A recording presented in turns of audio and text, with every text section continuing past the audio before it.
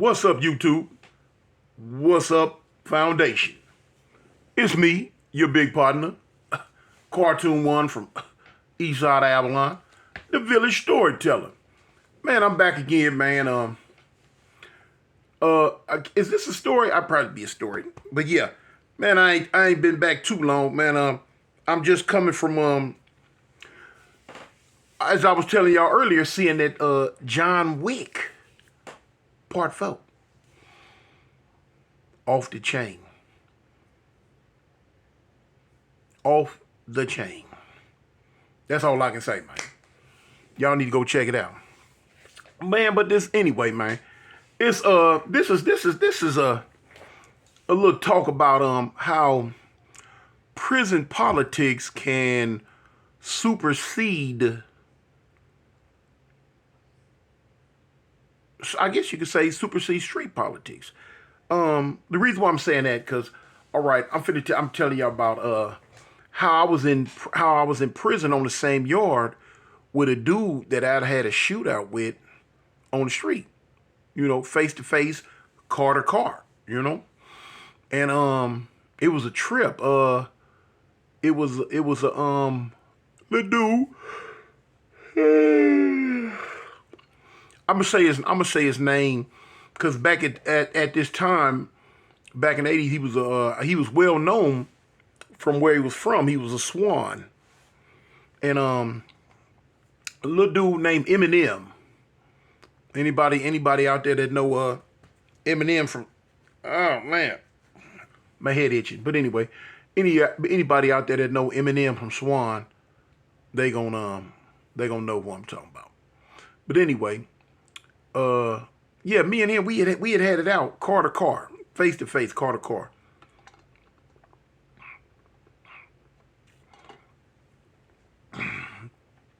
He was in the car by himself, and I was in the car three deep, and we had stopped at the light right there on 79th and Avalon, and he pulled up, and you know, back then in them days, in the '80s, boy, you know what I'm saying? Hey, we did our due diligence. You know what I'm saying? We did what was supposed to be done. We did what was normal for us at that time to do. You know. But anyway, as time went on, nobody was hurt. So, you know, it ain't like nothing that the one time can round back around and try to trip on. You know what I'm saying? Anyway, 2023. This happened way back in 1980s. But anyway, I went to prison. I went back to prison about a few months after that. A few months after that, I went back to prison. And I was on the yard with him. I was we were in Corcoran together. And so now, let me show you how stuff is. Now usually, I don't know how prison is today in California, but now, you know, back then,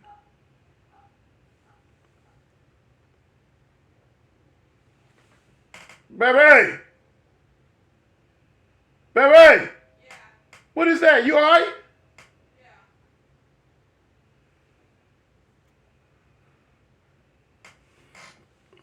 Okay. But anyway, so a lot of times when you're on the yard, a lot of that street stuff, you know, got to be put to the side for a minute. And at the time, I didn't know that. I didn't know it. I didn't know it. I did not know it. I did not know it. Um, no, I take that back. At the time, I did know it. By the time by the time this had came about, I did know it. I did know it. I take that back. I did know it. Did I want to respect it? Not at first. Not at first. Not at first. Not at first. But as you know, I'm a blue note. You know what I'm saying? And you know, it's a lot of stuff that I just can't up and do when I want to do it and however I want to do it. You know, no, it gotta go through a, you know what I'm saying, like a little chain of command, especially when I'm looking to do some violence. I was vetoed when I first found. Oh, that's him. Oh yeah. And I was like, I had to go to my people. Hey, like, look, man. Hey, check this out, man. This little cat, Blase, Skippy, Blase. When we was on the streets, I'm finna Blase, Skippy, Blase. And they was like, oh no, no, no, no, no, no, no, no, no, no, no, no. I was shut down. I wasn't given the green light. I'm like, okay.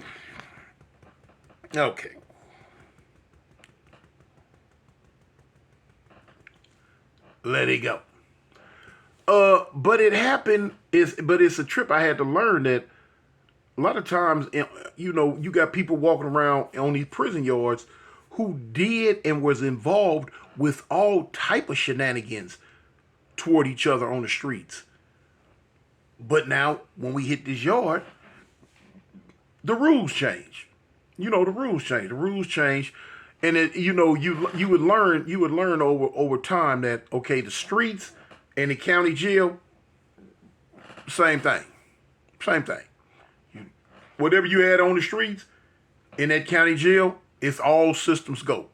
It's all systems go. You know what I'm saying? All systems go, y'all. But now once you hit the prison yard, you come up under a new regime.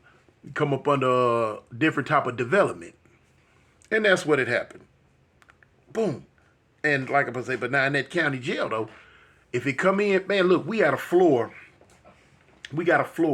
in the LA County Jail. Now, anybody that was running up in that LA County Jail back in the day, they know about the 9,000 floor. Man, the 9,000 floor, man, was off the heezy for sheezy. It had to been the most dangerous floor in the county jail in the mid 80s. Yeah. Okay, because now you had, if I can remember, you had 9,500. Okay, you had 9,100, 92, 93, 94, and 95. You had 5 big major dorms on this floor of the county jail. It was the ninth floor. You had 5 big major dorms. Now the worst of the worst was 9,500. Man, 9,500 was known back then as Little Vietnam. Man, 9,500 wasn't nothing to play with, period. When you come up in there, boy, look, you had to get down for your grits and gravy. It was all systems go. You know what I'm saying? And every man for himself. Man, look, I used to lay up. I used to be looking. Now, of course, Chris banded together. The essays banded together. At that time, wasn't gonna be no whole lot of bloods. It wasn't gonna be no whole lot of white boys. You know what I'm saying? Back then, at that time, you know what I'm saying? Woo, no, Anyway, those, instant. Brrr. But man, listen, it was so cutthroat. We could wear back then. We could wear our own shoes. Now you can't wear your own shoes in the LA County Jail no more. But back then, you could wear your own shoes. And you had real free will money. Now imagine LA County Jail, man, with real money in it. We had a thing called the wet 40. You know what I'm saying? You get a visit. Your people can leave you up to $40. And it's called a wet 40 because the police would run it through a little water machine. Why? I don't know. I don't know if they was trying to knock off any type of dope residue or something that was on there. You know what I'm saying? Now, this was back in the 1980s, the mid-1980s, early and mid-1980s. We didn't have back then that stuff that they spraying and rubbing and wiping on envelopes and papers and all that and sending it to prison. You know what I'm saying? But it had to be something, I don't know, it might have been them white boys might have messed it up with that acid. I don't know, because, back then you still able, put acid on stuff. But anyway, you get your wet 40, you know what I'm saying? When you come up to visiting yard, they give you a little manila pack about that tall, about that wide, had the $40 folded up, shoved down in it, or whatever amount of money that your people was giving you. So, man, listen, we used to have these money bags. The Mexicans, they would tear the string out the underwear and twirl it. They hold it and twirl it. And man, they hook it up. They sort of how they did it, man, and ingenuity at its best. But they would make these money bags, man, and people would put they wrap their money up in real tight, boom, and put down into the money bag. And the money bag, man, they tied around their waist. Some people had them around their neck. The hustling game was super strong in the county jail back then, man, super strong. You might have seen some dudes, if they were able to do it, had 4, 5 money bags around their neck. I'm talking about now the money bag, you know what I'm saying? They can get up to about that fat. You got a money bag that fat, you got some money on. You know what I'm saying? Dudes selling candy, selling everything, selling game, selling whatever. Dudes was in there making their bail money while they was in there. But now you had to be strong to keep your shoes. You had to be strong to keep your money or be part of a strong group. You know what I'm saying? And boy, look at it used to in 9500. Man, look at nighttime. Look, dudes used to take their money bag and tie it around their waist and let it hang down on their nuts. Like that was going to deter the vultures, the werewolves, the flea stacks, you know what I'm saying, from coming to get it. Man, what? Boy, they was coming to get. Man, you a see dude, man, you be looking, you might hit the homie like, cuz, look at this fool right here. Half the time, it was the homies too, but it was some everybody, whatever, you know what I'm saying? But, look, dude to creep over there, got a little razor blade, and he'd creep over there, and I'm talking about, man, dudes was literally getting their drawers cut up off of them. They'll wake up in the morning, and they drawers be on the bed with them in tatters. And dudes was cutting that little string and taking the money bags. You know what I'm saying? Now, a lot of times, when dudes was going through that, they feel it, but they gonna play sleep. Because that was the safest thing to do, man. You got 20, 30, 40, 50, $60. Man, you better let them fools go ahead and get that little bit of change, man. Or you finna get beat to sleep. I'm talking about beat down. Balled up like a cinnamon roll. They'll play sleep. Man. You know what I'm saying? That's what they'll do. And let them fools go on to get it. And in the back of their mind, they be like, boy, I'm glad they got it and gone. Play and sleep. Man, that kind of reminds me. I remember I whooped the fool in the county jail in Birmingham, and I made him play dead. Yeah. Yeah. Boom. When I dropped him, he hit the thing. I said, man, punk, now play dead. Huh? Play dead. Wow. Man, I had always wanted to tell somebody that, because really, I seen a dude a few months prior to that whoop a fool and tell him to play dead. I was like, oh man, I gotta get me one of them under my belt. I gotta make me a fool play dead one day. Play dead, punk. Yeah. But man, 9500 and man, listen. Shoes, man, dudes going to sleep with their shoes on. Only man, fools, lames, they come in there, man, and think it's all sweet. You ain't cut like that, or you ain't connected with the right group and all that. You coming in 9500, and when it's time to go to bed, or when you going to sleep, you take your shoes off and sit them on the side of your bed, like they gonna be there in the morning. They ain't gonna be there in the morning, man. You might not see them shoes no more, or you might see them again on a full foot and have to and be like, man, in my shoes. No, they ain't fool, they mine. You know what I'm saying? And if you ain't down for your grits and gravy, you finna walk around in your socks, or they used to give you these little styrofoam spongy little things with a smiley face on them. Oh man, that was some of the most embarrassing. Those were the little things they would give to like the dudes and like in on the sick in the sick modules, or the 5150 crazy fools. They walk around in them little spongy things. It's like it's real. You could take it and tear them, but it got a smiley face on them, and they mobbing around in that. Man, you let somebody take your shoes, you gonna find yourself walking around with them on. Man. But man, it used to go down, man. They had a row of phones. I think they had a row about 12, 13 phones going this way and some phones going that way. You know what I'm saying? And it used to go down, man. I've been in 9500 3-4 times. Boy, hey, it was fun to me. It was fun to me, man. Look, when they count us, now listen, this is a huge dorm. Ain't no cells. It's a huge dorm, and if I'm not mistaken, you know what I'm saying? If somebody out there that can remind me, because I ain't been in, like I said, I ain't been in 9500 back since the 80s. But in that one dorm, it was like 3,000 people in that one dorm apiece. Now you got 91, you got 9100, 92, 93, 94, 95. In every dorm, you got thousands of people. Because I know, man, if I can remember right, 9500 held about 4,000 people. When we go out and count on the roof, it took forever to run us back in count. And it was wild, man. You had to be a real live pit bull up in there or be connected to a pit bullish group. Because, boy, it would go down. Man, if the rides kicked off, man, woo-wee. But, yeah, man, I seen some crazy stuff in 9500, man. I seen some crazy stuff. But anyway, back to the lesson at hand. But yeah, man, I was on the yard. I was on the yard with this little dude, man, little bitty dude. Then he was a little bitty dude, man.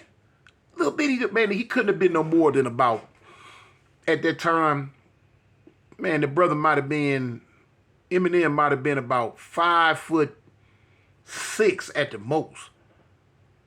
At the most, he might have been about 5'6" at the most, and he might have weighed, man, about 140 pounds at the most. Real dark, real dark, which is normal. But yeah, little small dude. But he had a name. I'd heard his name before. He had a name out there on them streets. Yeah, I'd heard him spoke on a few times in the streets. You know what I'm saying? So I'm like, in fact, we heard his name to the point to where we were finna elevate him to the list. You know what I'm saying? Like, oh, look, that's one right there. We got to get him. Got to go and get him. But yeah, so you know what I'm saying? When I seen him on the yard in the pen, I'm like, whoa, a little bit. But he was down though. He got into a confrontation with one of the homeboys, and he, he was down. He was a little bitty dude, but he held his own though. It wasn't nothing scary about him. A lot of times you see dudes that was shooters on the street and come to prison and they don't be about their life. But like I say, yeah, he was a known shooter from Swans. But when I seen when we was on the yard in the prison, I seen, okay, he'll do his thing. Cool. But yeah, man, like I say, a lot of times what go on the streets, once you hit the prison, you got to leave it alone. That's the same way I seen a dude named Snoop from 30 Paru. We was in the pen. Together. I seen him. I got off the van and I seen him. And I'm like, you Snoop from 30 Paru? He like, yeah, man. Okay. And it was a situation on the streets back in the day. That one I'm not gonna give a whole lot of detail on. But yeah. And I seen him, I'm like, okay. But like I say, when they say what happened in Vegas, stay in Vegas. Okay, what happened on the street was on the streets. Now we on this yard. We got different culprits to turn our attention to. And so it wasn't no thing when I seen Snoop. Snoop probably, if he's still out there, shout out to Snoop from 30 Paru. Shout out to Eminem from Swans. I don't know where they at. I ain't seen them. I ain't seen near one of them since back in the 80s. But yeah, you know what I'm saying? When you hit the prison yard, you tend to put that to the side. You tend to let it sit to the side.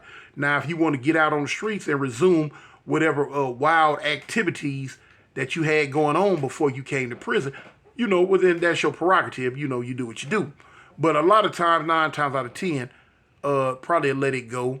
Because once you hit the prison yard, man, and you meet people for who they are, other than the gang aspect of who they are. You meet them, you rub elbows with them, you talk with them, you dialect with them. You know what I'm saying? If it was crip on crip violence on the street, you know what I'm saying? Once you in here, You might, you know what I'm saying, y'all probably eating together, you go into the kitchen because you got to have each other's back. You know what I'm saying? So you know what I'm saying? Your well being depends on him and his well being depends on you. You feel me? And so you tend to put, you build ties. You build, emotional ties. You build, you know what I'm saying, mental ties with these people. And it get to the point to where y'all can really sit down and laugh about what took place on the street. You can laugh about how stuff was going. Man, you remember when whoop de whoop and I did whoop whoop, and I remember I seen you and you was whoop whoop bop, bop, bop. You know what I'm saying? Y'all might have been hardcore banging on each other, going to high school together. You know what I'm saying? You remember you hit such and such, and then remember we was at the football game and whoop, or either at junior high or whatever. So, but like once you hit that prison yard, things tend to change. Your mental aspect, your mental outlook on life, it'll start changing to where, you like, boom, yeah, okay.